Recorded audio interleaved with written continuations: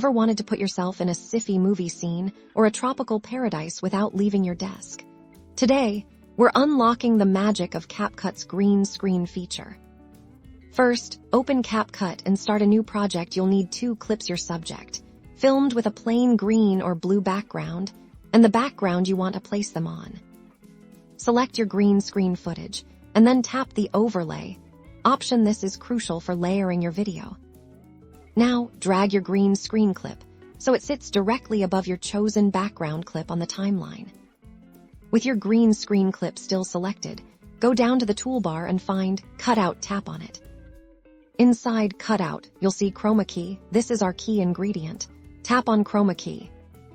You'll see an eyedropper tool. Tap and drag this eyedropper over the green part of your video. Capcut will intelligently identify and remove that color. See, the green is vanishing, and your background is starting to show through.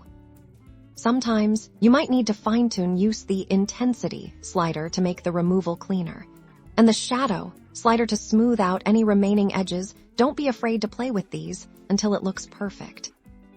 Now, you can move and resize your subject by tapping and dragging the overlay clip directly on the preview screen. Position them exactly where you want them in your new background.